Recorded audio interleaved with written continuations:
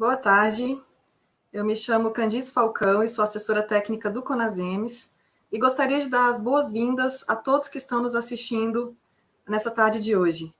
Essa live é uma das atividades do projeto Hub Covid, que é um projeto desenvolvido em parceria entre o CONAS, o IPADS e a Johnson & Johnson.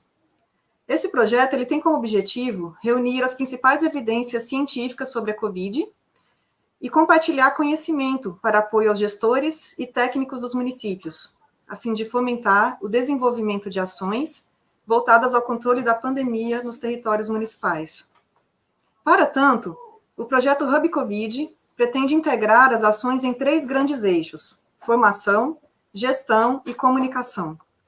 Todas com foco nas equipes municipais, através da atualização dos profissionais de saúde sobre os principais temas relacionados à Covid, apoio aos gestores municipais no enfrentamento da pandemia e a formulação e divulgação do conteúdo técnico, de conteúdos técnicos baseados em evidências. É importante destacar que sentimos a necessidade, nesse momento, de abordar essa temática junto aos gestores e profissionais de saúde dos municípios, e, portanto, essa live de hoje vem como a primeira ação desse grandioso projeto, o Hub Covid, que será oficialmente lançado em março, e o qual vocês podem obter maiores informações através das redes sociais, Instagram e Facebook, os quais deixaremos o link para acesso aqui no chat. Sendo assim, para iniciarmos nossa tarde, eu convido agora o médico, o professor Dr. André Ribas, que é especialista em saúde pública e doutor em epidemiologia, para apresentar e discutir os principais assuntos e evidências sobre as variantes do coronavírus e suas implicações na saúde pública. Desejo a todos vocês uma excelente tarde e um ótimo início do debate. Com a palavra, Dr. André Ribas. Boa tarde. Boa tarde. Estamos aqui mais uma vez, nessa parceria com o Conasems, que a gente tem tido, é uma parceria bastante importante. Eu faço questão de mostrar para vocês que eu estou de máscara, mas eu estou retirando, uma vez que aqui o auditório, ele está... eu estou sozinho no auditório, então não há necessidade, mas só para a gente lembrar de que é importante o uso da máscara.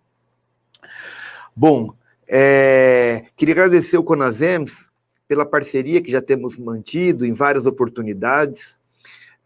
Candice, já temos tido oportunidade de trabalhar junto, é um grande prazer estar aqui com você. Podemos começar já?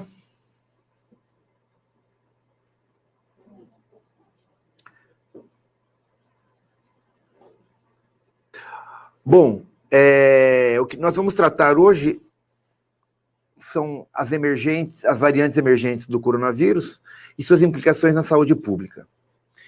A ideia desse tema, né, de discutir isso, surgiu do fato de que essas variantes têm uma grande importância em saúde pública e repercussão epidemiológica, né? Só que o tema virologia, ele é muito longe do nosso cotidiano. Então fica difícil nós, epidemiologistas, interpretarmos os achados e saber o que significa, né, no cotidiano. Então, os trabalhadores do SUS, né, no qual eu me incluo, porque eu também sou trabalhador do SUS, além de professor universitário, tem que captar essa questão das variantes emergentes e entender o que vai mudar lá na frente, né?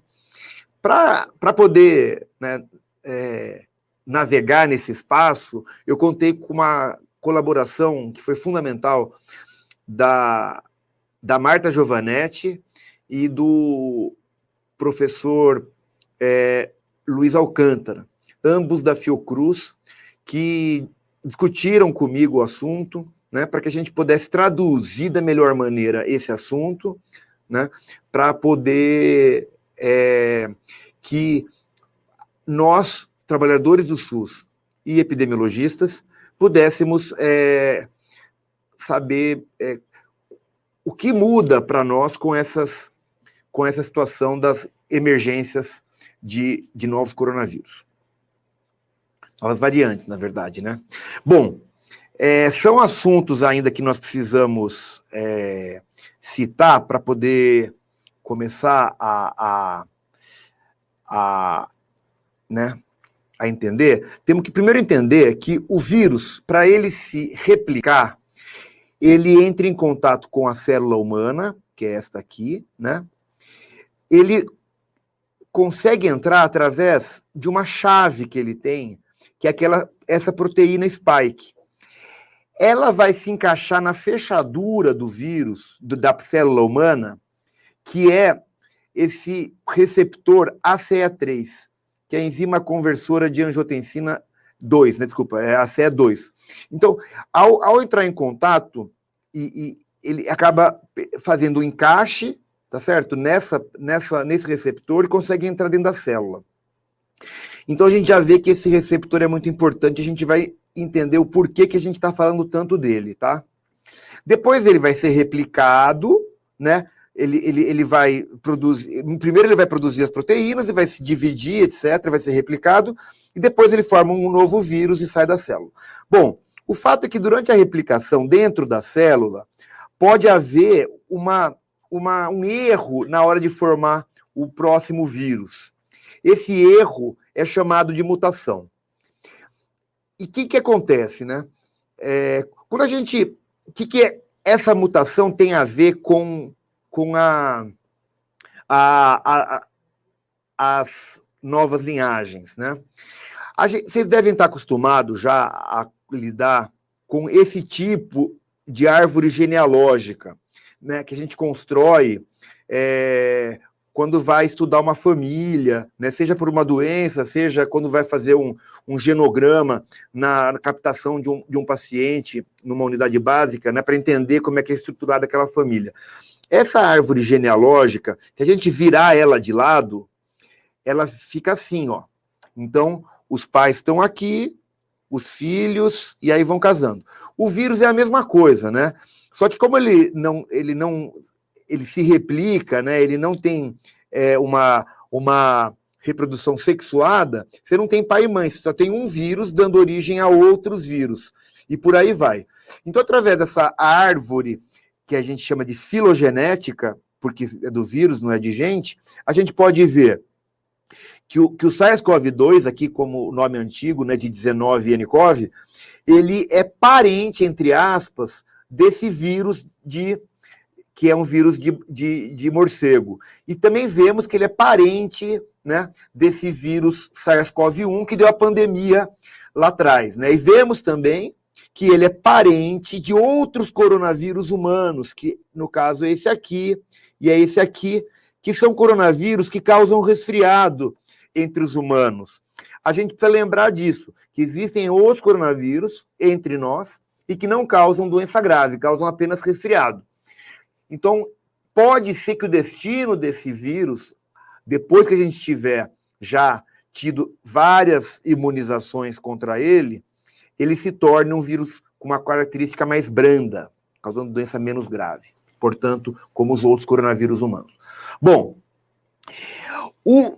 o material genético desse vírus é um RNA. Se a gente desenrolar esse enovelado aqui, a gente vai ter uma sequência, tá certo? Que é uma sequência de bases, ou seja, são bases nitrogenadas que a gente chama. São vários pedacinhos, um do ladinho do outro, que formam o genoma do vírus. E como que eu saio do genoma até a árvore filogenética? Essa é uma pergunta interessante. Então, o que acontece? A gente coloca a sequência das bases, né? A sequência do genoma do vírus. Esse aqui é o vírus do resfriado, é o vírus, coronavírus humano, tá? A gente compara esta sequência com outros vírus, né? Este aqui é o SARS-CoV-2. Então, a gente vai comparando, tá?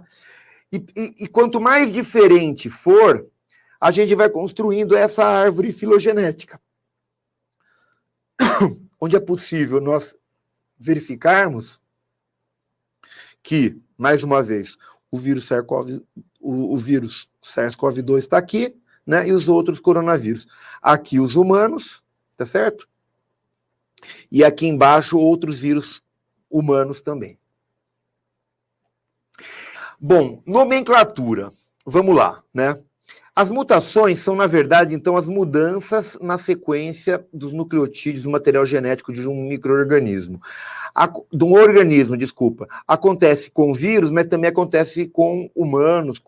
Só que como o vírus ele replica muito mais rápido que a gente e ele é formado por um genoma menor e é um RNA vírus, é muito mais rápido as mutações dentro dos vírus, tá? Particularmente de todos os vírus, né? A maioria das mutações não tem nenhuma importância, tá? Mas algumas podem piorar a vida do vírus ou melhorar. Então, uma mutação ela pode levar uma pressão negativa, uma pressão seletiva negativa, ou seja, acabar com aquela linhagem, né? Ou ter uma seleção positiva, fazer com que aquilo aumente. Bom, e o que é linhagem, afinal de contas? Linhagem é um grupo de descendentes com uma mutação comum, tá certo? E com mutações comuns, né? E que tem características biológicas diferentes. Isso é muito importante, porque a gente só considera que é uma linhagem quando a gente consegue identificar que ele se comportou de uma maneira comum entre si, né, e que pode diferenciar das outras, certo? Existem diferentes jeitos de chamar, vocês vão ver que as linhagens novas também ganharam nomes diferentes, tá certo? Mas a que é mais utilizada hoje em dia é essa linhagem, essa nomenclatura que chama Pangolin, é um site que organiza uma série de sequenciamentos do genoma dos vírus para poder dar o nome, tá?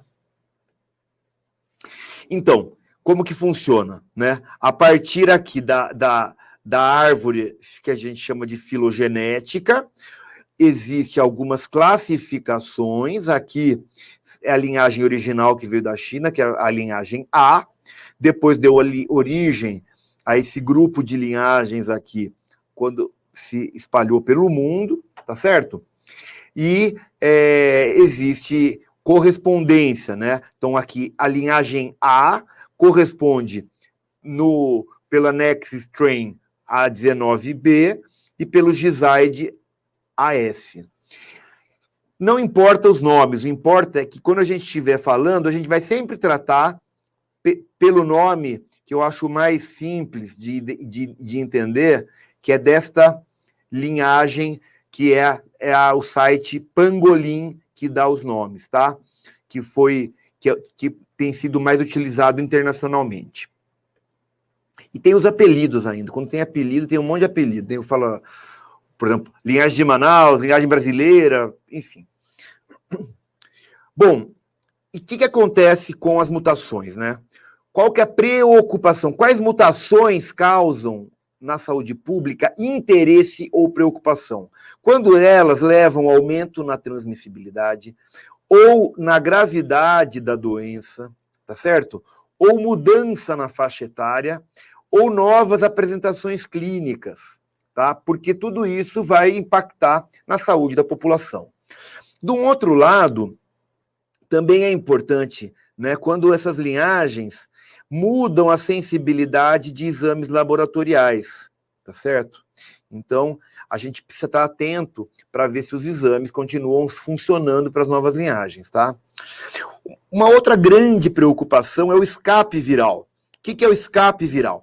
É quando você tem um vírus que não é mais tão bem reconhecido pelos anticorpos produzidos contra linhagens anteriores. Ou seja, a partir da mutação, o vírus deixa de ser reconhecido pelos anticorpos que foram induzidos pelas linhagens anteriores. Isso tem como consequência uma diminuição na resposta às vacinas, uma diminuição na proteção contra a reinfecção. Ou seja, as pessoas que tiveram infecção lá no começo do ano passado poderiam ter uma nova infecção caso o vírus escapasse, tá? E uma outra coisa, diminuiria a resposta a tratamentos feitos com anticorpos monoclonais, que são tratamentos feitos em alguns países, o Brasil não tem isso utilizado, e soro de convalescente, que também tem sido usado experimentalmente, tá certo? Como tratamento. Bom, vamos falar um pouco sobre como funciona, né, os escapes virais, né? A proteína mais importante do vírus é a proteína da espícula. Que proteína que é essa? É a proteína S. O nome coronavírus tem esse nome porque tem um monte de coroa, tem parece uma coroazinha, um monte de espinhozinho em volta. Justamente esta proteína S que é a mais importante do ponto de vista clínico e epidemiológico, tá? Por que isso? Porque quando o vírus vai entrar dentro da célula, ela se encaixa usando essa proteína. E, particularmente, uma região dessa proteína que é chamado domínio RBD, que significa o quê? Receptor, ligação, domínio. Ou seja, é a área da proteína que vai se ligar ao receptor, né? É o domínio que chama, né, de ligação no receptor. Então, se eu tiver uma modificação nesse trecho, nesse pedaço da proteína, fica mais difícil ou mais fácil o vírus se ligar ao receptor da célula, tá? Um outro problema da proteína S é que grande parte da proteção contra o coronavírus é mediado pelos anticorpos que são direcionados contra esta proteína. Ou seja, a defesa contra a infecção ela é construída visando destruir a proteína S, visando neutralizar a proteína S, para não permitir que esse vírus entre em nenhuma célula mais. Então, se tem uma modificação nessa proteína, pode ser que o anticorpo tenha dificuldade de reconhecer, tá?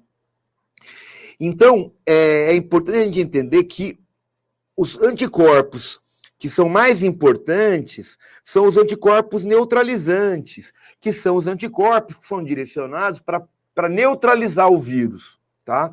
Então, são os anticorpos que dão a defesa. Porque quando a gente tem uma infecção por um vírus ou usa uma vacina com vários epítopos, né, com várias proteínas, nós temos uma produção de vários tipos de anticorpos, mas o que neutralizam de fato, que impedem que o vírus se replique, são justamente os anticorpos que estão direcionados, né, contra esse receptor, tá certo? Esse RBD, que é o domínio que liga no receptor da proteína que vai infectar, tá certo? Bom, então o que acontece? As mutações na proteína S, né, que aumentam a quantidade de vírus eliminado por uma pessoa, né, ou aumentam a afinidade pelo receptor, tá certo? Podem estar associados, né, a um aumento na transmissão do vírus. Isso porque, se ele consegue se ligar melhor ao receptor, ele infecta mais facilmente a célula e aumenta a carga viral, também facilita a introdução em novo organismo. Tá certo? Bom, outras mutações também podem prejudicar a ligação dos anticorpos neutralizantes, tá certo? Isso vai fazer o que a gente chama de escape viral. Ou seja, ele não consegue ser reconhecido pelos anticorpos e acabam permitindo reinfecções, tá? Outra questão que é importante, como a gente já disse, é a questão do diagnóstico, tá? Por isso é sempre importante monitorar para ver se os testes em uso vão funcionar contra as próximas variantes. Isso a gente tem visto que não está acontecendo, então é motivo de tranquilidade.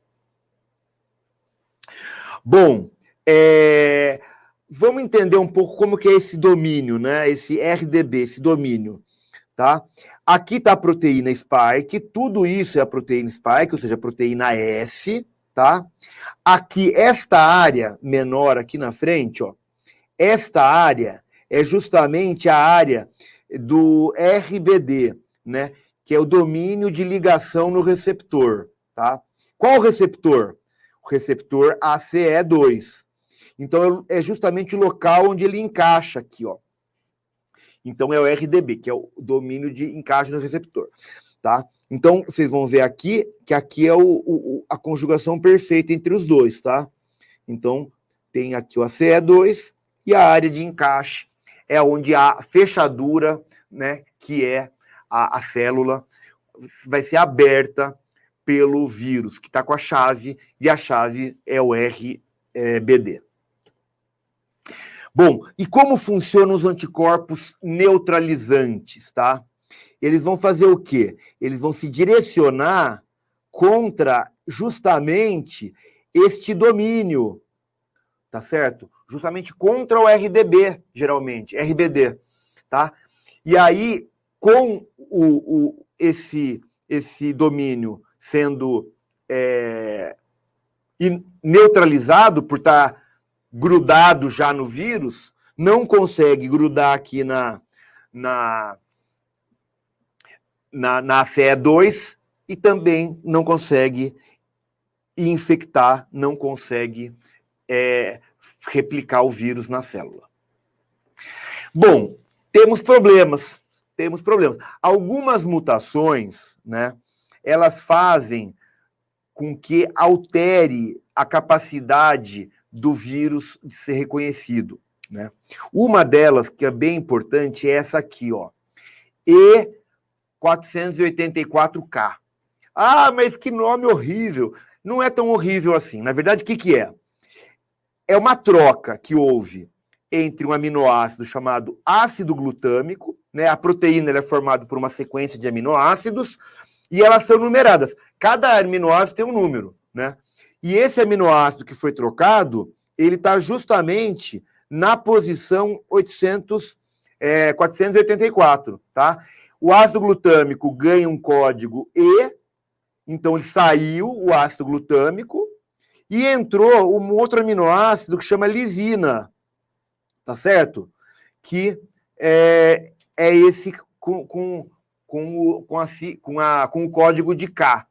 Então, vocês vão ver que toda mutação vai ter um nomezinho, uma letra, um número e uma outra letra, ou seja, para indicar que este aminoácido que está na posição 484 foi trocado nesta mutação pelo aminoácido K, que é a lisina. Bom, essa mesma mutação está presente em algumas linhagens, tá?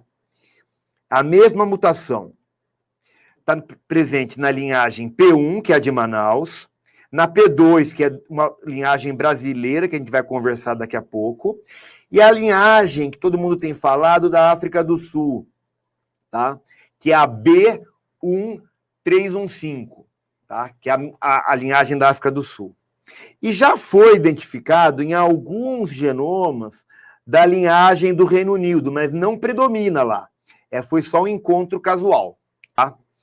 Bom, essa mutação, ela altera justamente a região da espícula aonde ocorre o acoplamento, ou seja, o domínio RBD. Então, ele aumentando o risco de reinfecção, tá? É o que a gente chama de uma mutação de escape, tá? Isso em estudos feitos in vitro. A afinidade, ou seja, a facilidade de reconhecimento do anticorpo fica menor. Não é que acabe, viu, gente? A gente tem que entender isso. Em biologia, a gente nunca vai falar nunca e nem vai falar sempre, tá certo? Então, diminui a afinidade, tá? Então, pode alterar a antigenicidade, pode haver uma mudança no reconhecimento, tá certo? Bom, os anticorpos monoclonais produzidos, né, contra esta região do vírus, eles têm uma capacidade de neutralizar que fica de 10 a 60 vezes menor, tá? Então, demonstrando que a resposta é um pouco diferente. Nem sempre o que você encontra no laboratório significa o que vai encontrar em ser humano, tá certo? Tanto que a gente tem visto que algumas drogas que funcionaram em cultura de célula não servem para tratamento das pessoas, tá certo? Então, isso aqui é encontrado em laboratório, tá? Isso se sabe que ele vai ser reconhecimento diferente. Tem, nesse caso, alguns estudos em gente já, mas ainda estão no começo. Bom, outra mutação preocupante, né? É essa mutação N501. Vamos lá, de novo, ó. É da posição 501, saiu asparagina e entrou tirosina, tá? Vocês vão ver que tá aqui, ó. É este aminoácido. E é justamente no local que ele encaixa aqui na CE2, que é o receptor, né? Então, é a região do RBD. Essa mesma mutação já foi encontrada na P1, que é brasileira, a que está em Manaus, tá? No Reino Unido e na África do Sul, tá? E também foi encontrada numa outra linhagem que a gente não conhece muito e nem é tão preocupante, que é a linhagem de Columbus. Bom, mas por que eu estou colocando Columbus aqui? Porque lá ele conseguiu dominar. Então, o que acontece? São evidências de que esta mutação está favorecendo o vírus em vários lugares do mundo. Apesar de eles não serem parentes próximos, essas várias linhagens não são parentes próximas, né? Elas apareceram independentemente. Em todos esses lugares, o vírus se tornou dominante. Por que isso? Porque ele aumenta, provavelmente porque ele aumenta, né, a afinidade do receptor, do vírus, pelo receptor. Então, ele se entrosa. O encaixe aqui fica melhor. Então, provavelmente por isso, foi que ele conseguiu se projetar em vários lugares. Bom, tem outra mutação, que é a mutação D614. Mesma coisa, foi uma mutação aonde, na posição 614, saiu o aminoácido D e entrou o G. Essa mutação, ela foi aumentando a ocorrência dela durante o começo da pandemia. No mês de julho do ano passado, já era a mutação mais frequente, tá? E é interessante que ela foi identificada como causadora de maior frequência de anosmia, que é uma queixa muito frequente entre os pacientes com Covid, né?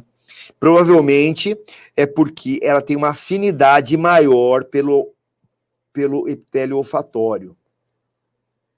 Bom, essa mutação ela também aumentou a transmissibilidade de alguma forma. Por quê? Porque ao longo do ano passado, né, ela começou a ser identificada em fevereiro, as primeiras identificações dela, e ao longo do ano ela chegou já em junho e estava já dominando todo mundo. Aqui é a proporção, tá? Então aqui é a proporção dela em fevereiro, aqui é a proporção dela em março, em abril, maio e junho. Em junho já era quase a única que dominava o mundo todo. Não é até hoje, mas domina uma grande parte. Uma grande parte das identificações de vírus são desta linhagem, tá? Na Ásia, até junho ainda não dominava, tá? Não dominava ainda na Ásia, mas no restante do mundo ela já dominava, tá? Por que eu estou falando dela? Porque na época ela chegou a ser uma mutação preocupante, né? Horizon, ou seja, uma preocupante mutação. Por quê? Porque ela conseguiu se espalhar mais rápido e aumentou a proporção ao longo do tempo. Quando chegou aqui em junho, ela já estava, com grande parte, já era ela em todo o mundo, tá?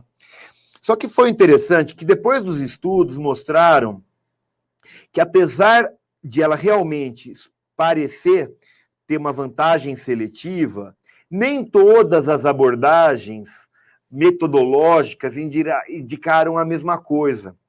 Outra coisa, as análises filodinâmicas, ou seja, de como elas se propagavam não mostrou uma grande diferença de velocidade de transmissão em relação à linhagem anterior. Mas, mesmo assim, ela conseguiu dominar grande parte do mundo. Tá? Isso eu estou colocando para a gente relativizar um pouco, né, a preocupação que a gente vai ter, que eu vou mostrar para vocês, que a gente vai ter uma preocupação um pouco maior. Mas o que era uma coisa muito preocupante acabou não tendo uma grande diferença em termos de patogenicidade, embora as cargas virais fossem mais altas, tá? Então a gente precisa ter cautela para observar, temos que ter cuidado, preocupação, mas não é motivo de pavor ou de fazer nenhum tipo de falar, olha, o mundo está diante de uma nova ameaça. Estamos com um problema e temos que lidar com ele, tá? Uma preocupação, mais do que um problema. Bom, a primeira variante dessas três, das que são mais importantes atualmente, que apareceu, foi no Reino Unido. Ela é bem recente, foi identificada pela primeira vez em dezembro, tá? O primeiro nome que ela ganhou, o nome oficial dela pela Pangolin é B1.1.7, tá? Só que ela ganhou outros nomes. Ela ganhou primeiro o nome de VUI, que é o quê? Variante Under Investigation, ou seja, sob investigação, porque é uma variante do ano de 2020, encontrada no mês 12, e foi a primeira variante encontrada nesse mês. Depois mudaram para VOC. Por quê? É variante under concern, ou seja, sob preocupação, já demonstrando que mudou o status de preocupação em relação a ela, tá? Qual que é a questão dela? Ela tem 14 mutações, não é só uma mutação como aquela variante que eu mostrei, a 614. Ela tem 14 mutações que são definidoras, ou seja, todos daquela linhagem têm, tá? E 7 dessas mutações definidoras estão na proteína S, que é o local onde a gente tem bastante preocupação, porque, pelas razões pela qual a gente já falou. Tá? Ela carrega aquela mutação anterior, porque já sabemos que ela predomina no mundo todo, e agora tem a novidade da 501. Tá? Essas duas mutações estão associadas, né, à maior afinidade do vírus pelo receptor. Ela já foi encontrada, desde que foi identificada, em 40 países, em 70 países, desculpa, 29 com transmissão local. Então, ela teve uma expansão bastante rápida. E ela foi responsabilizada pelo agravamento da situação epidemiológica, tanto no Reino Unido, né, como em Portugal, né, que está uma crise bastante séria em Portugal também, tá? Um estudo que foi feito sob supervisão da Agência Britânica de Saúde Pública, que seria a nossa SVS, mais ou menos, né, demonstrou que ela tem uma letalidade maior, tá? Mas foi um estudo ainda não concludente, tá certo?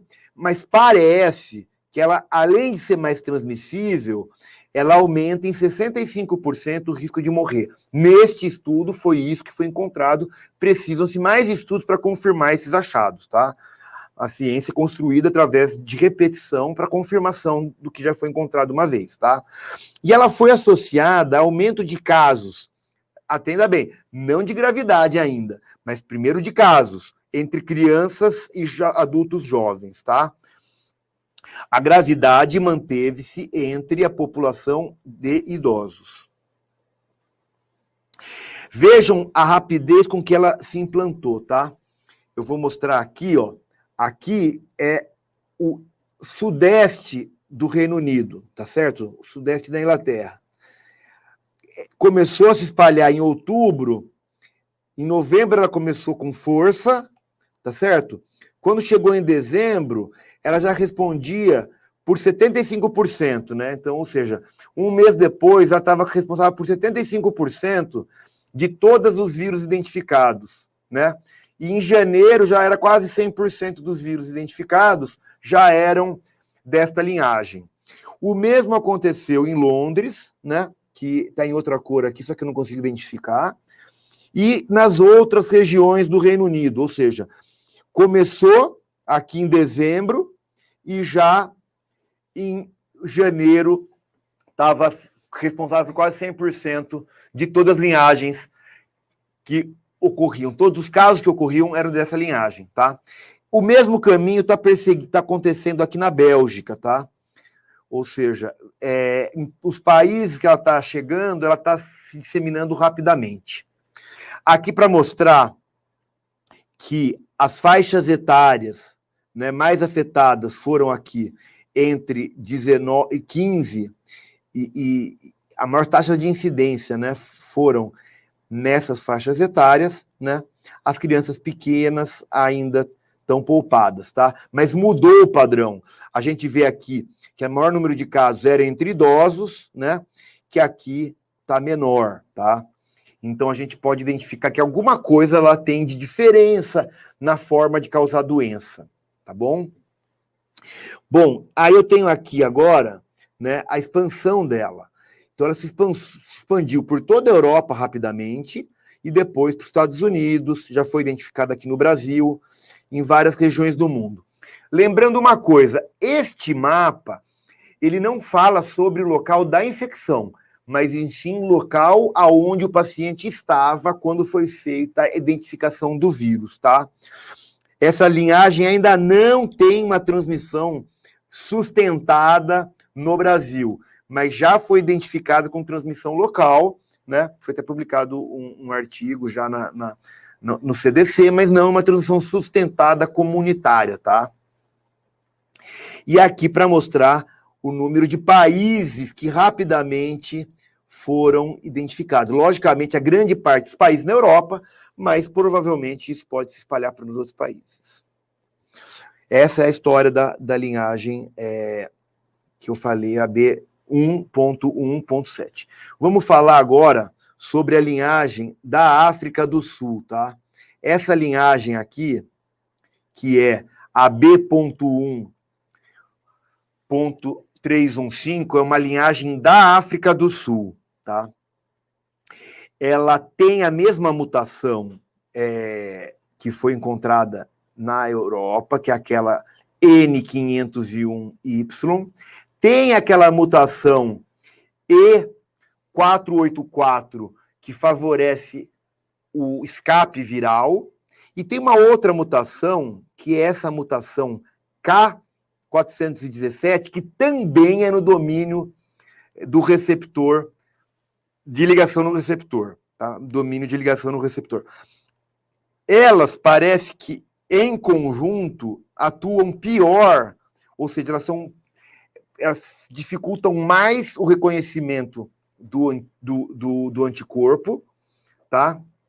Melhor, o reconhecimento pelo anticorpo, e também facilitam mais a adesão no receptor da célula. Ou seja, elas em grupo parece que são piores do que elas separadas, tá? Então, ela foi identificada com aumento na infecciosidade, né? E aumento no risco de reinfecção, tá? Esta é a linhagem africana. Bom, ela foi, do ponto de vista epidemiológico, ela foi encontrada pela primeira vez na Baía Nelson Mandela, que fica na África do Sul, na região oriental, né? E rapidamente ela se espalhou pelo Cabo Oriental e Cabo Ocidental, tá? E passou a dominar toda a região em questão de semanas, tá? Já foi encontrada em 31 países, dos quais 13 com transmissão local. Então, aqui mostrando a difusão dela pelo mundo. Mais uma vez, essas indicações não é onde está transmitindo, é onde já foi identificada. E aqui, logicamente, que tem um menor número de cepas sequenciadas por uma questão de que a vigilância na África do Sul é pior do que na Inglaterra. Então, não necessariamente o menor número de pontinhos aqui significa menor número de casos, tá? É importante destacar isso. Mas na África do Sul, ela está causando uma complicação bastante grande um aumento bastante grande do número de casos. ela foi identificada retroativamente pela primeira vez aqui em outubro, em soros congelados, né? E em questão de 2 meses, ela já passou a ser dominante, tá? E é curioso que quem fez uma pesquisa bastante interessante sobre essa linhagem foi um professor, um pesquisador que é daqui do Brasil. Inclusive, a Marta, né, que elaborou junto com a gente essa apresentação, e o Luiz também participaram das pesquisas na África do Sul. O Luiz Alcântara também é virologista e foi colega desse pesquisador que está lá na África do Sul atualmente. Bom, a linhagem de Manaus, qual que é a linhagem de Manaus? Ela é chamada de linhagem de Manaus, mas o nome teórico dela é P.1, tá? O nome, não teórico, o nome que é dado pelo Pangolin, né? Que é aquele site que eu falei. Bom, ela tem algumas variantes, ela tem... não tem proximidade genética, né, com os vírus anteriores que eu falei, né, que é o B1.1.7 e o vírus da África do Sul, né, e ela também tem muitas mutações na espícula, tá? Ou seja, 12 mutações nessa mesma proteína, o que inclui 3 mutações em comum com a variante da África do Sul, tá? Que podem aumentar, e são justamente aquelas mesmas que a gente falou, ó. A mutação 417, a mutação E484 e a mutação N501Y. Bom, o número de casos de P1 em relação ao conjunto de vírus identificados aumentou rapidamente, né? Acredita-se que ela tenha originado aqui no mês de dezembro, porque aqui em novembro não encontraram nenhuma, era 0 aqui em novembro. Então foi no final de novembro para o começo de dezembro onde ela se originou. E em pouco tempo ela já era responsável pela quase totalidade, né, dos isolamentos sequenciados na região norte. Quando eu falo região norte, eu destaco que a maior parte dos isolamentos se refere a Manaus, tá? Não são os casos da região norte inteira, porque lá em Manaus o cuidado está muito maior, porque a situação se agravou mais. Então tem mais representação aqui de cepas de Manaus, tá? Mas já foi identificada também em Belém, já foi identificada também em Santarém, esta linhagem P1, tá? Aqui no estado de São Paulo já foi identificada também, tá? Mas ainda não está com uma transmissão confirmada na comunidade. Vejam o que esta linhagem fez.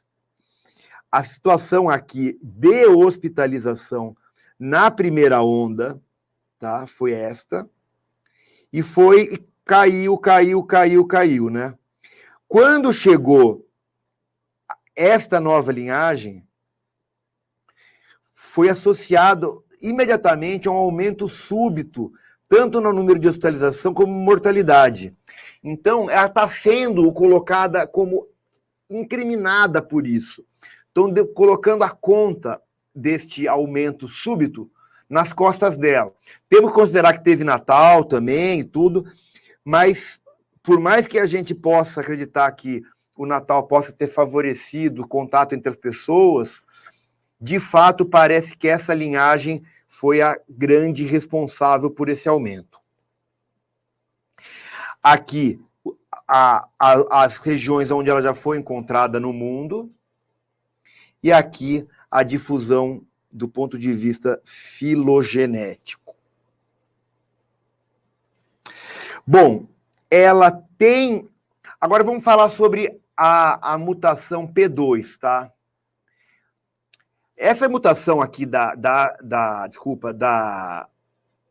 a P1, né, que é a que está em Manaus, ela tem aquele trio de mutações que são preocupantes, que fazem com que ela seja muito parecida com que é o quê? A mutação 417, a mutação 484 e a mutação 501.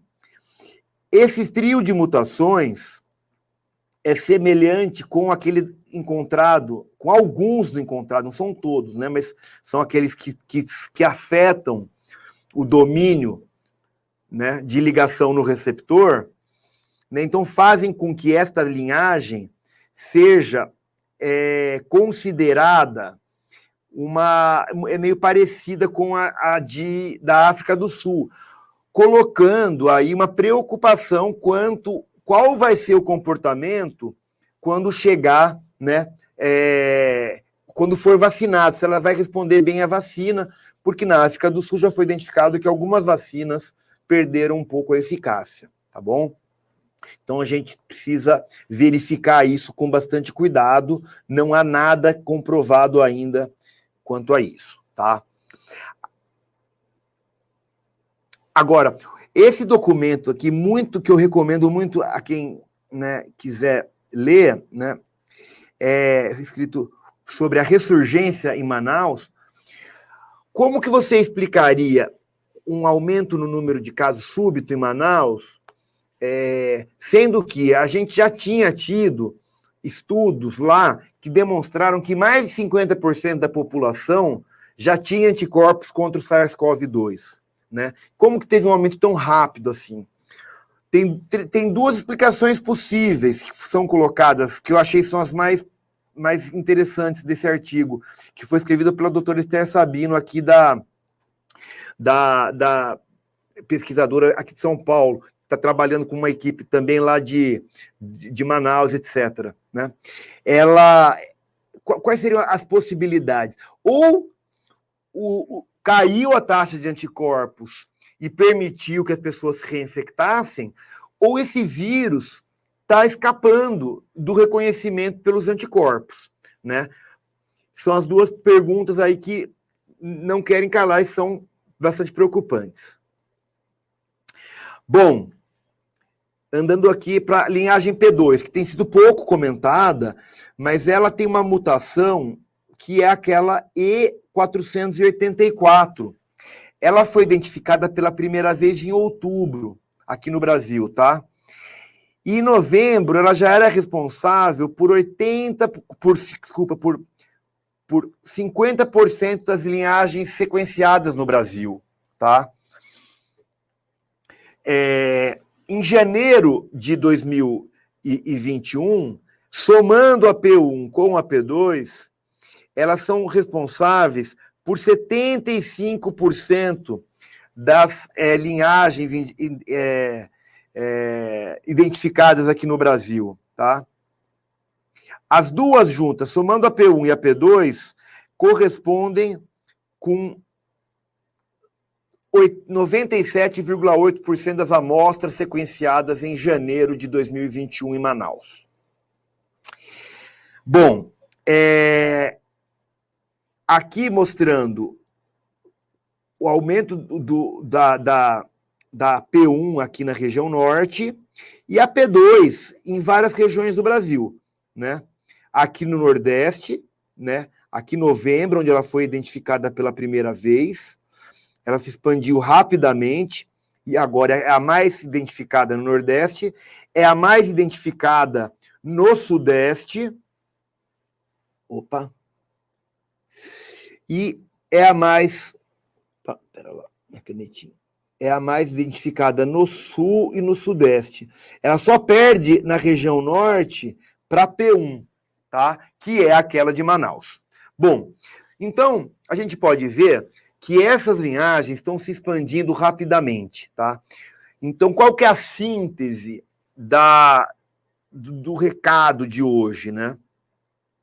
Aqui são as mutações mais importantes de cada uma dessas variantes. Todas elas demonstraram uma rápida expansão, tá? Esta do Reino Unido, que é a B.1.7, já demonstrou, pelo menos nos estudos iniciais, que aumentam a gravidade. Isso não foi estudado ainda nem na África do Sul, nem em Manaus e nem no Brasil, né? Que que ela está espalhada por todo o Brasil, né? Então precisa responder essas perguntas, tá? Escape viral. Essa do Reino Unido, ela é mais transmissível, ela tem mais afinidade pelo receptor, mas ela não tem muito escape viral, não muda muito a eficácia das vacinas e nem não há muita dificuldade por reconhecimento do anticorpo, tá? Agora, esta da África já demonstrou isso, tá? E é provável, se não possível, vou até trocar o nome aqui de provável para possível, que a P1 e a P2 possam ter escape viral, tá? Faço questão do provável pôr para possível aqui, porque provável é uma palavra muito forte para coisa que a gente ainda não estudou. E esse escape viral, gente, é importante a gente entender que não significa que a resposta vai ser igualzinha, como se não tivesse anticorpos. Ou seja, a pessoa teve uma infecção, já produziu anticorpos contra o SARS-CoV-2, se livrou de uma infecção. A segunda infecção, espera-se que ela seja menos grave, porque um mínimo de reconhecimento é esperado. É mesmo em relação à vacina. Não espera-se que seja totalmente não reconhecido. Espera-se que diminua um pouco a eficácia da vacina. Mas, principalmente, o que a gente mais quer com a vacina, que é evitar a forma grave, parece que isso não deve ser alterado. Não há evidência de que as reinfecções sejam mais graves do que as primo-infecções, tá? Então, vamos lá. Quais são as preocupações, então, ao fim e ao cabo? O conjunto de mutações ocorreram em diferentes linhagens e são semelhantes entre si. Então, isso sugere que elas favorecem a seleção, ou seja, elas vão convergindo vários genotipos, várias linhagens, para uma nova característica comum, né? Outra coisa, a P1, que é a de Manaus, e a B1351, elas ocorreram em lugares aonde tiveram taxas de ataque anteriores muito altas, que é o caso tanto de Manaus como da África do Sul. Se isso é verdade, né, e é verdade, sugere que ela teve uma pressão de seleção, ou seja, ela conseguiu ser mais eficaz que as outras e se expandir mais pelo fato de que elas tinham uma vantagem, ou seja, elas não eram reconhecidas pelo anticorpo. Porque imagina, se a gente estivesse numa população que nunca foi infectada, qual a vantagem de fugir do anticorpo? Nenhuma, porque ninguém tem anticorpo ainda. Então, se elas surgiram justamente em lugares que são reconhecidos como altas taxas de incidência na primeira onda, que é o caso da África do Sul e é o caso de Manaus, isso sugere que ela deve estar fugindo dos anticorpos. Então, sugere que elas sejam capazes de causar reinfecção. Então, surge aí a necessidade da gente entender um pouco melhor o que significa isso, né? E uma outra coisa que pode ser uma possibilidade, pode ser que a duração da imunidade não seja tão duradoura. Ou seja, a primeira onda foi lá em Manaus, a primeira onda também foi na África do Sul, e aí diminuiu a guarda e teve uma segunda onda. Então, uma outra possibilidade é de que a imunidade não seja tão duradoura, tá? Ou que as proteções contra as novas linhagens não sejam tão eficientes, tá? Então, uma outra possibilidade é que a gente esteja diante da construção de um novo fenótipo, ou seja, um conjunto de características formadas por todos os vírus que vão sendo selecionados, com aumento na transmissibilidade e maior risco para reinfecção, tá? Isso eu vou lembrar para vocês, que a gente tem que entender isso não como como um alarme. Não há dado isso de fato, é uma possibilidade. Mas temos que lembrar também que os coronavírus humanos, que a gente mostrou lá no comecinho, eles são causadores do resfriado comum. E tem a mesma característica. Eles causam reinfecções frequentes, tá certo? São muito transmissíveis. Então, pode ser que quando esses vírus, quando esses vírus, que hoje são humanos, que causam resfriado, eles foram introduzidos na espécie humana, podem ser que eles tenham sido mais violentos, e aos poucos eles foram diminuindo a severidade, ou seja, os homens foram criando imunidade e hoje eles não causam mais doença grave. Pode ser que a trajetória do SARS-CoV-2 seja a mesma, ou seja, que ele venha a se tornar um vírus endêmico, causando doenças com frequência, mas menos graves. Por quê? Porque é de se esperar que, pelo menos parcialmente, esses vírus sejam reconhecidos pelos anticorpos pré-formados ou pelas células de defesa, que são as células T. Então, ele consegue ser neutralizado de alguma forma, né, de maneira que não causem doença tão grave. Isso é uma expectativa. Tudo isso que eu estou falando agora verbalmente são suposições, tá certo? Não confundir com o que a gente tem de fato, é o que a gente está mostrando, que são indícios de que eles podem causar reinfecção e que podem, né, eventualmente, aumentar a transmissibilidade. Vamos falar das vacinas. O que sabemos hoje? Hoje, tá? Não estamos falando do que vai acontecer amanhã, porque amanhã é outro dia. Tudo isso na data de hoje, tá? O que é a Novavax? A Novavax é uma vacina que é de vírus, né? Vírus modificado, né? Portanto, ela se assemelha com várias outras vacinas que têm a mesma característica. Bom, ela foi 95% eficaz contra a linhagem originalmente circulante no Reino Unido e 85% eficaz contra a linhagem B1.1.7, tá? Demonstrando que tem uma diferença aí, mas não é uma diferença tão grande, gente. É uma diferença que a gente, quando trabalha com imunologia, com epidemiologia, a gente tem que reconhecer que não é uma coisa tão diferente. E, além disso, tem um intervalo de confiança aí, né? Agora, na África do Sul, a eficácia global contra a linhagem B.1.7 foi de 49%.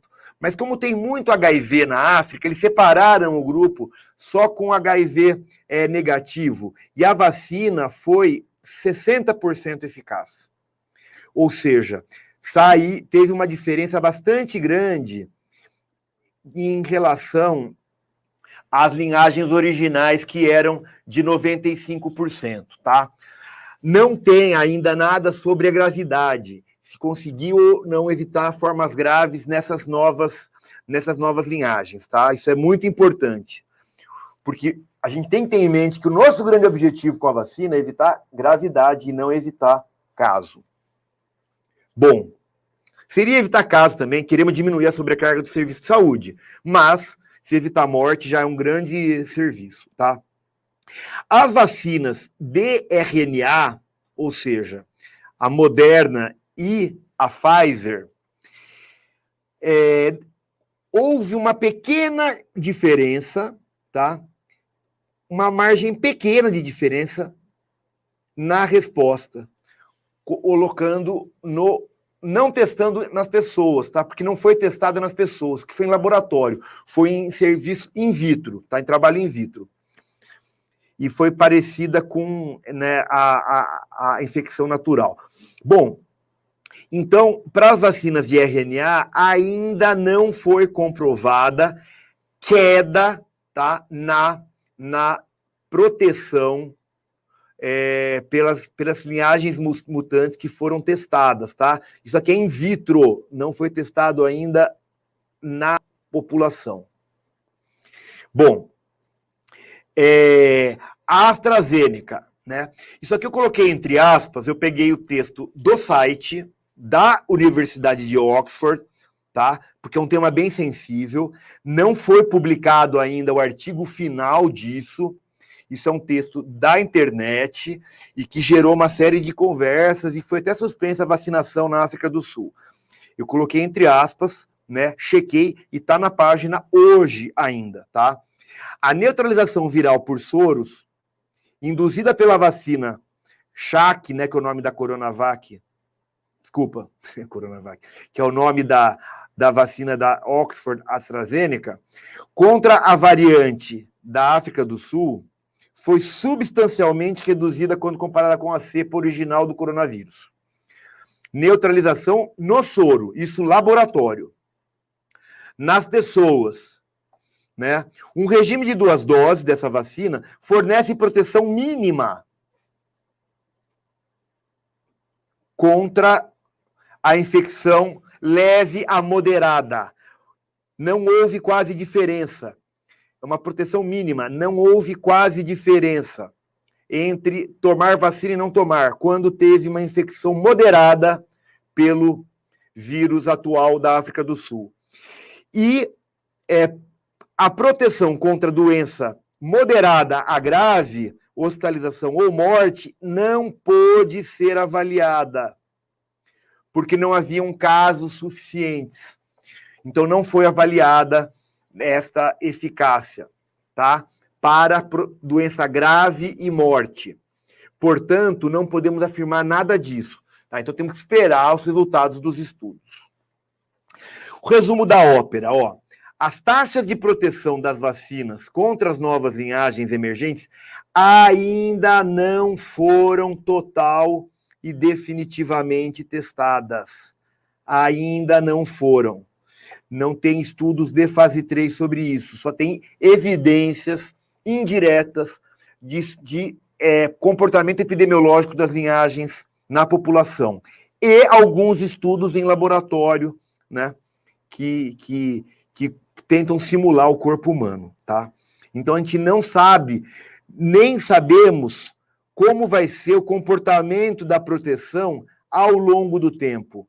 Pode ser que sejam necessários reforços anuais da vacina, ou até com frequência menor, tá? Então, a gente não sabe como que vai ser o comportamento com uma frequência maior, né? Ou seja, com uma periodicidade menor. Então, a gente não sabe como que vai ser a proteção contra as linhagens novas e nem quanto tempo vai ter a duração da proteção das vacinas.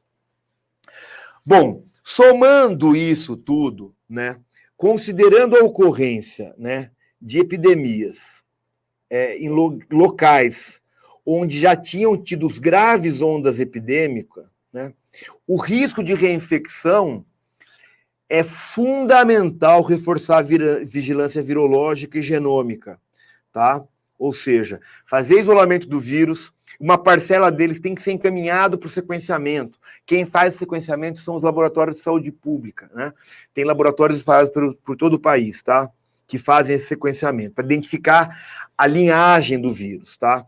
Para acompanhar a difusão das novas linhagens, sejam elas brasileiras ou recém-introduzidas, tá? Outra coisa, quais possíveis estratégias do ponto de vista de vigilância epidemiológica? Investigar o quê? E sequenciar, logicamente, os vírus que causarem infecções em pacientes vacinados. Não agora, depois da segunda dose. Quem tiver reinfecção depois da segunda dose, talvez seja um indício de que vale a pena fazer um sequenciamento, porque pode ser que seja uma linhagem que esteja fugindo do reconhecimento. Logicamente que muitas vezes não dá para fazer de todos, mas tem estratégias que podem ser estabelecidas pela vigilância para poder amostralmente identificar quais vírus estão causando infecções em vacinados.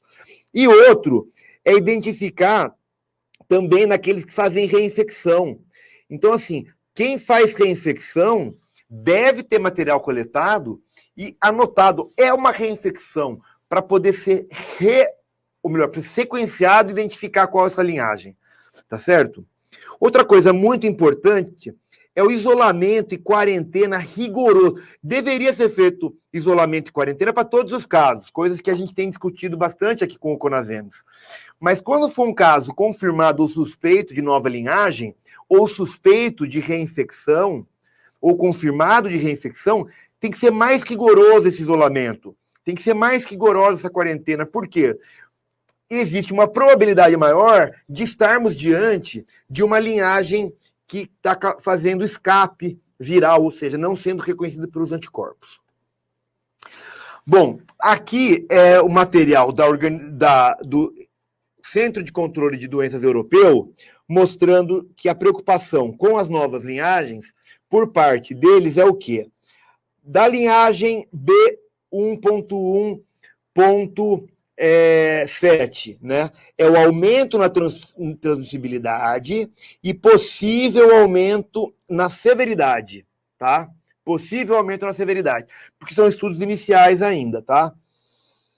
Preocupação com a linhagem na África do Sul, aumento na transmissibilidade, já confirmado, e possível redução na efetividade de vacinas. E colocaria, aí minha coisa, se diminuir a efetividade de vacina é porque também não está sendo reconhecido pelo vírus. Portanto, também aumenta o risco de reinfecção. Preocupação com a linhagem brasileira P1, aumento na transmissibilidade e possível aumento na redução da efetividade de vacinas, tá? Também possível aumento de reinfecção. E eu colocaria aqui, porque eles não colocaram, eu vou colocar a P2, tá? Vocês vão ver daqui a pouco a gente falando dela. Eu colocaria para a P2 o aumento no risco de reinfecção, tá?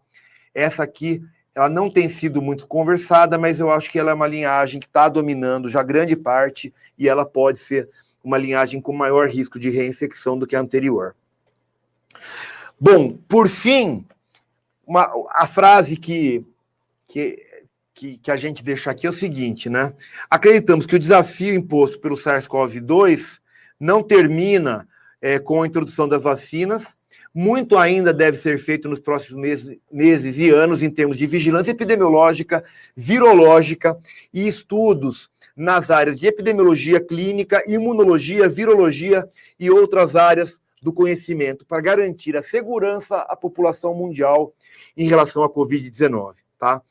Isso é um trecho do artigo que eu publiquei com a professora, a doutora Marta, que é uma pesquisadora italiana que está radicada aqui no Brasil, trabalha na Fiocruz, pessoa maravilhosa, muito inteligente, muito simpática, a pessoa mais citada por Covid em todo o Brasil no ano passado.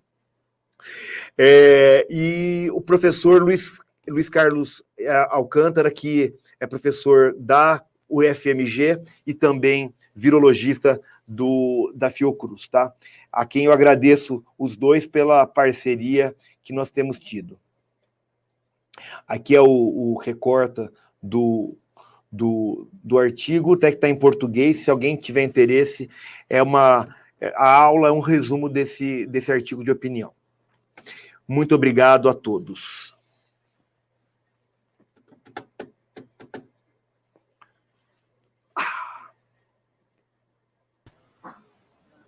Obrigada, doutor André, pela excelente aula que você nos deu aqui, pelas explicações.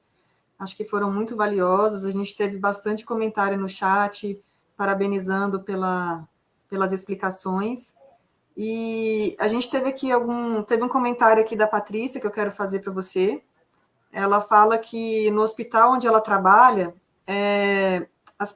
no hospital onde eu trabalho, de pessoas infectadas que em poucas semanas já não apresentavam, ela viu casos, né, de pessoas infectadas que em poucas semanas já não apresentavam anticorpos, tempo menor que 30 dias. Se você quiser fazer algum comentário sobre essa questão dos anticorpos. Veja, uma coisa são as observações empíricas, são muito importantes, tá? Agora, não podemos fazer uma relação direta entre a linhagem e a queda rápida no título de anticorpos, tá? O que essas linhagens já demonstraram é que elas são capazes de não serem reconhecidas, mas não de gerar anticorpos com menor duração. Isso aí pode ser um achado que pode se confirmar cientificamente daqui a pouco, mas ainda não existe essa evidência. Mas é um achado bem interessante e eu acho que merece uma avaliação melhor. Eu acho que através desses tipos de start é que as pesquisas acabam sendo feitas e identificando se isso vai ser confirmado ou não. Ok, obrigado, doutor André. Tem uma pergunta aqui da Joelma, não é sobre as variantes, é sobre a vacina mesmo, se você puder responder. Lógico, que eu pude, se eu souber, né? Ela está com uma dúvida porque ela disse que tomou a vacina e com 8 dias o exame do RT-PCR deu positivo para a Covid. Nesse caso, tem a possibilidade de ser reação da vacina? Não. Essa pergunta eu posso responder. Na verdade, quando ele é inativado, o RNA do vírus é destruído, então não pode ser identificado, tá? O que pode... E também não dá para falar em falha vacinal, viu, gente? Porque um período muito curto entre a vacina e a infecção, né? Provavelmente ela se infectou recentemente. Tá certo. E, por último, a gente tem aqui uma pergunta da Luísa, que ela pergunta sobre as vacinas também, mas é com relação a essas variantes, né, com relação às cepas. Se as vacinas que a gente tem disponíveis no Brasil, Coronavac e Oxford, podem imunizar contra essas cepas. E aí, assim, Então, já emendando a pergunta dela, eu queria te perguntar também sobre isso. Eu vi que você já, na verdade, já comentou bastante na sua apresentação sobre essa questão das vacinas. Quanto tempo você acha que levam esses estudos para a gente conseguir responder um pouco das perguntas que você colocou aí nos slides, que ainda precisam ser respondidas, né? Olha, a ciência está evoluindo de uma tal forma nas pesquisas sobre o coronavírus que é uma coisa fantástica. Inclusive, eu falei hoje, porque assim, você vai acompanhando, você entra no site lá que publica as pesquisas, né, o PubMed, e a velocidade, sempre, cada dia tem uma novidade, etc. Então, isso aí não demora muito tempo, eu acho, viu? O que mais demora são os estudos populacionais, né? Ou seja, a gente ter as certezas da fase 3, né? Por que na África do Sul eles conseguiram essas informações? Porque o estudo foi feito no período que a linhagem já estava circulando. Aqui no Brasil, o estudo que foi feito com a Coronavac, a captação dos pacientes e principalmente o estudo das infecções foi feito principalmente no período que não estava circulando. Então a gente não tem como saber, né? Quanto à vacina da Oxford, a AstraZeneca, a gente não sabe realmente como vai ser o comportamento em relação à linhagem brasileira. A gente não pode afirmar nada, tá? Então eu acho que a gente tem que ter bastante cautela para que, ao saber que existe a possibilidade de ter um escape viral, etc., isso não deve desincentivar as pessoas a tomarem a vacina. Primeiro que o escape viral ele é identificado no laboratório. Não existe nenhuma confirmação ainda em termos populacionais. E mesmo o escape viral que foi identificado lá na África do Sul, que teve impacto populacional, foi só para as formas brandas. E o que a gente mais quer ao utilizar a vacina, né, é evitar as formas graves, né? Então isso volta àquela mesma discussão da eficácia da Coronavac ser inferior a outras vacinas, que, na verdade, ela tem uma eficácia menor quando a gente compara a infecção branda. De fato, mas tudo indica que para as formas graves ela vai ter efetividade. Isso tem todo sentido. Por quê?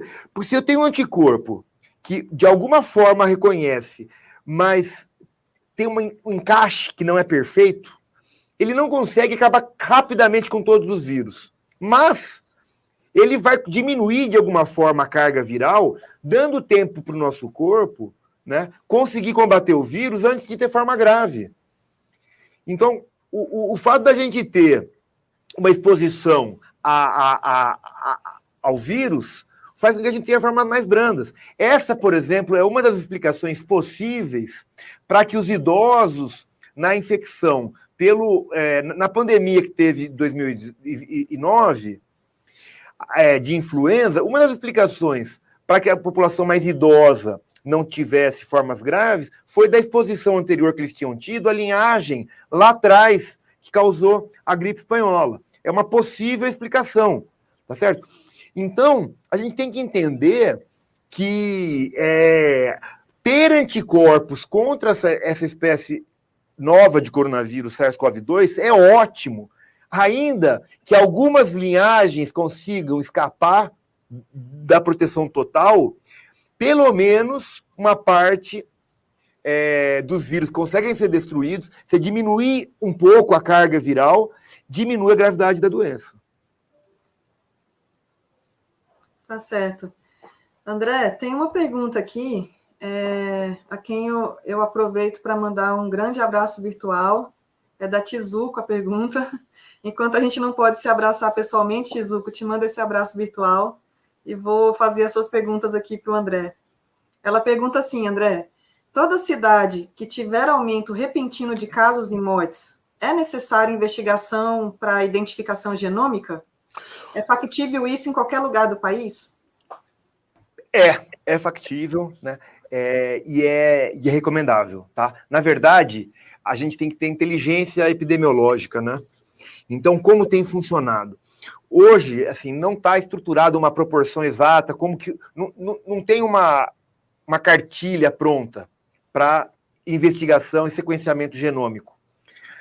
Mas o bom senso recomenda que, se tiver uma situação atípica, é importante discutir com a vigilância estadual para ela encaminhar para a discussão com os LACENs, né? Quem acaba fazendo sequenciamento são os LACENs. E também não tem uma regra clara para qual linhagem vai ser sequenciada ou não. Mas o bom senso, eu acho que impera aí, né? Uma situação de uma cidade que tem uma piora rápida, como aconteceu em Manaus, que foi de um mês para o outro, né? Vocês viram no slide ali, é terrível, né? Foi muito mais rápido do que na primeira onda. Então, assim, uma situação dessa deve chamar atenção, sim, e deve fazer parte da vigilância, discutir com o nível estadual para encaminhar para o LACEN essa investigação. O mesmo eu recomendaria para pacientes com reinfecções confirmadas. Eu acho que vale a pena discutir para ver se a gente consegue fazer um sequenciamento destes grupos como prioridade na investigação de novas linhagens. E também, daqui a um tempo, nos pacientes que tiverem reinfecções, ou melhor, infecções após a segunda dose da vacina. Segunda dose, assim, após a segunda dose, mais um mês, né? Porque é o tempo que demora para a vacina fazer todo o efeito. Tá certo? Tá certo. André, a Bárbara Rolim está perguntando aqui se já há confirmação de que a cepa da África do Sul está circulando no Brasil também. Não há confirmação nenhuma, nem a da África do Sul e nem a B1.1.7, que é a da Inglaterra, tá? Não há confirmação. Esporadicamente, pode até ter tido um caso ali, outros isolados, mas não há circulação comunitária. Isso que é importante a gente saber, tá? Quanto à linhagem P1, que é a linhagem da Amazônia, ela já foi identificada em Manaus, em Santarém e em Belém, tá? Então, a gente tem que cuidar para que quem vem de Manaus e começa sintoma nos 14 dias depois, sintoma sugestivo de Covid, tem que fazer um isolamento rápido, tá certo? Tem que fazer um rastreamento rápido, efetivo, quarentena dos contatos, para evitar que ela seja introduzida. Ou adiar ao máximo a introdução dela, pelo menos. A tempo da gente conhecer um pouco melhor. Ao tempo da gente saber o que fazer com isso, né? Então, acho que as pessoas que vêm de área com transmissão dessas linhagens devem ser tratadas de maneira diferenciada. Tá certo, André. A Mariana, ela faz uma pergunta aqui sobre as vacinas. Na verdade, o que ela está querendo saber é a tua opinião sobre a aplicação de vacina em lactantes. Olha, na verdade, não é minha opinião, viu? Essa é uma opinião que já foi compartilhada pela sociedade pela sociedade de ginecologia e obstetrícia. A recomendação é que não é uma contraindicação absoluta, que deva ser discutido o nível de exposição tá certo? Porque uma coisa é dizer que ela é contraindicada, ou seja, existem evidências de que ela faz mal. A outra coisa é não ter sido estudada, tá certo? Uhum. Então, o bom senso hoje, que é o senso comum entre os profissionais da área, é de que se a exposição for substancial, que vale a pena avaliar tanto a lactante como a gestante também, viu? Porque são duas vacinas, vamos entender, são vírus inativados, né? Um é inativado e o outro é um vírus neutralizado, que ele não é replicante. Tá? Os dois, de qualquer modo, não replicam. Então, não existe o risco de você ter uma infecção no seu feto, né? Então, quanto a isso, a gente tem bastante segurança.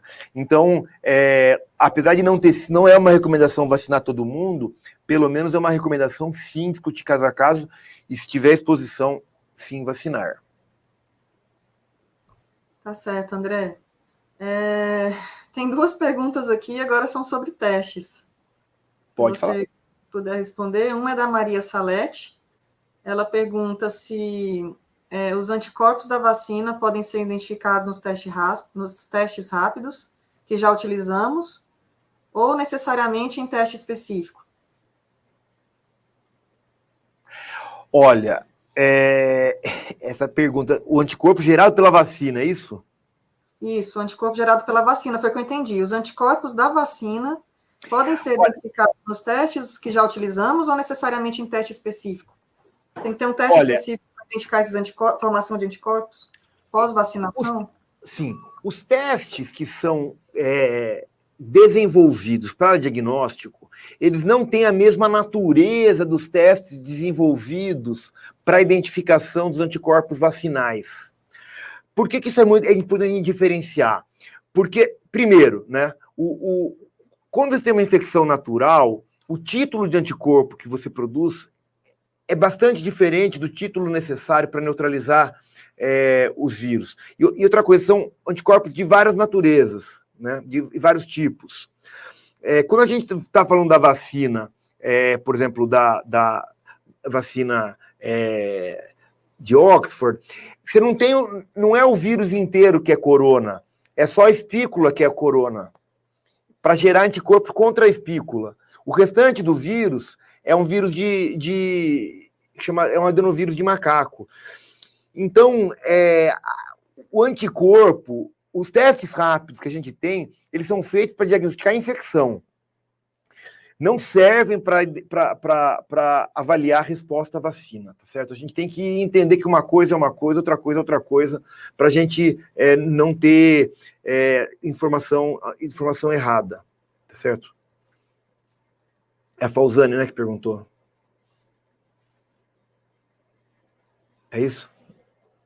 Tem uma pergunta da Roberta Barros que vem de encontro, que ela pergunta se o RT-PCR for negativo, como podemos saber se os sintomas são da vacina ou da doença? Se a pessoa tem um RT-PCR negativo, como saber se ela sentiu algum sintoma, se isso é da vacina ou da doença? Olha, não se espera sintoma respiratório de nenhuma vacina, gente. Todas as vacinas elas não são replicantes, tá? Não são vírus que vão proliferar no corpo. Então não é como a vacina, por exemplo, de sarampo, que é vírus vivo. A vacina de sarampo, sim, pode dar um quadro com febre, exantema, muito parecido com a infecção de sarampo, mais branda. Aqui não, aqui a gente está tratando um vírus que é não replicante. Então, os efeitos colaterais que se espera é simplesmente locais ou mal-estar geral, assim.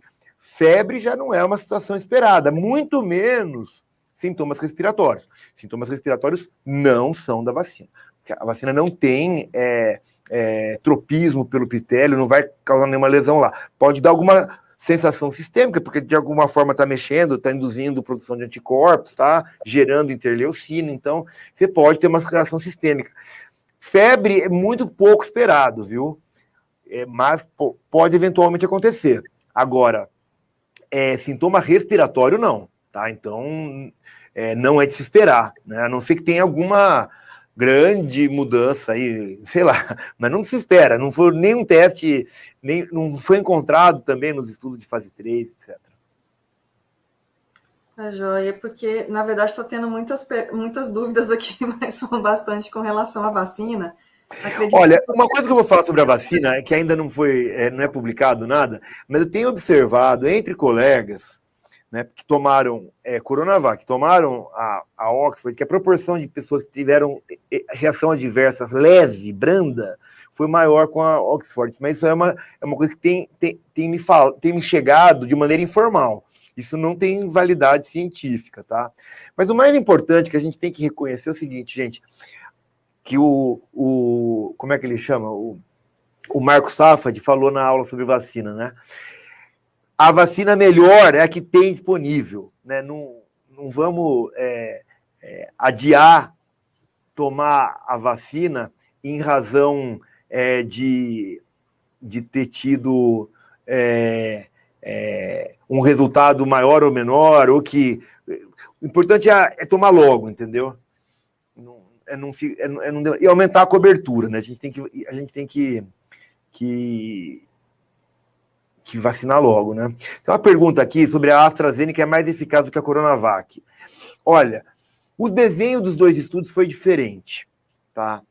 Então, o desfecho primário que foi avaliado, que foi em relação às formas brandas, a forma branda considerada aqui no Brasil pela Coronavac foi significativamente mais branda do que a forma branda reconhecida pela Oxford. Então, os resultados foram diferentes, mostrando um pouquinho mais de eficácia a Oxford do que a Coronavac, tá? Mas, mais uma vez, gente, vamos tomar a vacina o mais rápido possível, a que estiver na prateleira. E eu, por exemplo, tomei a Coronavac durante a fase de estudo, estou feliz da vida, imunizado, mantenho a máscara, que não é para tirar a máscara, tá certo? Porque a gente pode ainda ser infectado, pode ter falha vacinal primária, e a gente acabamos de mostrar que, eventualmente, a gente pode ter escape viral. Importantíssimo lembrar isso, né, André? Para que as certeza. pessoas continuem com as medidas não farmacológicas de uso de máscara, higienização das mãos, distanciamento social após a vacinação. Exatamente. E que a vigilância continue atuando, fazendo isolamento. Que a vigilância continue atenta, né, e atuante. Tem uma pergunta aqui da Falzane, na verdade não é uma pergunta, ela está perguntando se está correto ela afirmar o seguinte, o conceito de que sorologia e IgG reagente para SARS-CoV-2 não necessariamente significa que a pessoa está imune sem risco de infecção? É correto falar? Correto. Correto. Ok, daí tem algumas perguntas sobre bebida, ingerir bebida alcoólica, diz que muitas pessoas estão com essas dúvidas, alguns já até perguntaram para a gente também, acho que por conta da vacinação as pessoas estão com dúvidas, né? Se podem ingerir bebida alcoólica, quantos dias após a vacinação? Não tem problema, pode ingerir, Mas me convida, viu, porque eu gosto. Me chama junto, né? Tem uma pergunta que eu vi aqui sobre câncer. Isso, uma pessoa com câncer pode tomar vacina? Com infecção aguda em órgão, pode evoluir para piorar após vacinação? Isso é a pergunta do Severino Soares. Não, infecção aguda em órgão, se ele está com uma sepsia, aí não seria. Agora, câncer, a pessoa deve sim, inclusive, ele vai fazer parte do grupo de risco dos próximos, né? Não é agora ainda, mas vai receber. Isso, e chegou uma última pergunta aqui do Maurício. A Coronavac tem uma eficácia de 78% para casos leves e moderados, mas a chance de agravamento na população sem vacina não é de 90%? Me explica sobre isso. Não, veja, é o seguinte, veja, a chance de agravamento na população sem vacina, a chance de agravamento na população geral é em torno de 10%, de precisar de hospitalização, entre 5% e 10%. Depende muito da faixa etária. Isso se tiver vacinado, né? Não, se não tiver vacinado. Se não tiver vacinado. Agora, vamos supor, vamos trabalhar com 10% para facilitar a conta. Uma vacina que for 90% eficaz, ela vai diminuir de 10% para 1%, ou seja, vai diminuir desses 10%, vai diminuir 90%. É porcentagem em cima de porcentagem, né? Então é nesse sentido que ela tem esse 90%, porque a gente está comparando os dois grupos, o que foi vacinado com o que não foi vacinado, comparando a chance de agravamento com chance de agravamento. Não estou só olhando o agravamento, divido um pelo outro. Então, é a porcentagem em cima da porcentagem. Entendi. Acho que a maioria das dúvidas é mesmo sobre vacina, né? Se pessoas com alergia a alguns medicamentos, por exemplo, antibióticos, podem se vacinar. Não tem problema, não tem problema.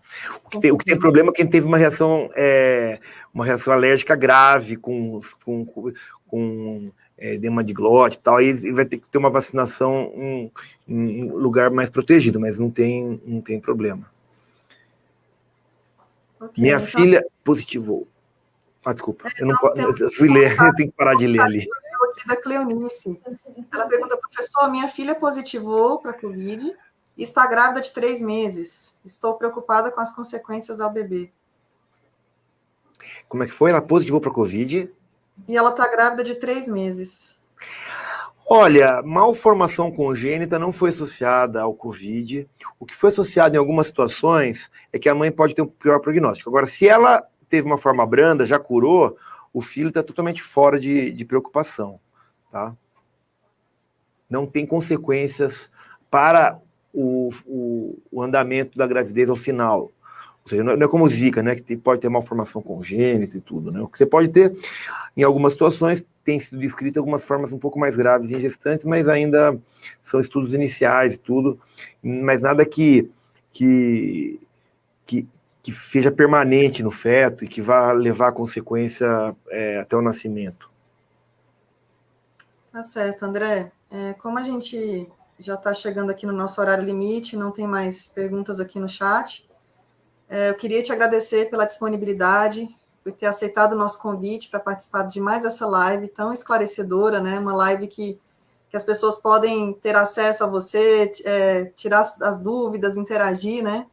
Eu quero agradecer muito a equipe também do Hub Covid, né? Toda a equipe do projeto, da Johnson e do IPADS também, que nos ajudou a organizar essa live junto com você. Acho que foi um tema muito importante, né? Atualmente a gente está passando os municípios estão passando por todas essas questões e foi muito esclarecedor. Então, quero te agradecer muito. Quero também, se você quiser fazer abrir aqui para se você quiser fazer suas considerações finais. Olha, minhas considerações finais são aquelas que eu já apresentei, né? Ou seja, reforçar que eu acho que a gente tem que ter um olhar cuidadoso para situações em que há casos com reinfecção, para fazer uma vigilância mais cuidadosa, pacientes que vêm de área, né, onde está tendo transmissão dessas cepas, isso é uma recomendação da vigilância, né? De reforçar a vigilância nesses casos e principalmente fazer rastreamento e isolamento de casos em que se suspeita dessa nova linhagem ou de reinfecção ou de infecção em pacientes previamente vacinados. A gente tem que ter cuidado, temos que manter atento.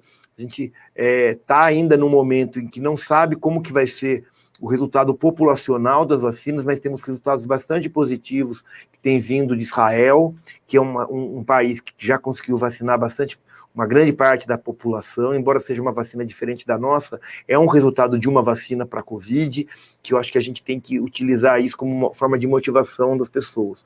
A vacina é o mais importante nesse momento, mas também a gente tem que manter o isolamento e quarentena dos contatos, que é o que permite a gente segurar a transmissão até o momento em que a vacina esteja totalmente disponibilizada para toda a população.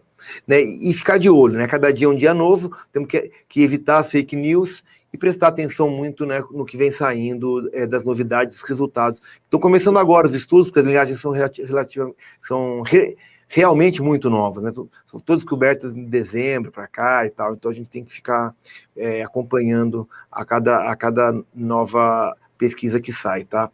Queria agradecer o convite por parte do CONASEMS, agradecer o IPADS, né, pelo convite, pela organização, o Hub Covid e a infraestrutura aqui da São Leopoldo. Também queria agradecer a equipe que está aqui com a gente no back office aqui. Um abraço para vocês todos.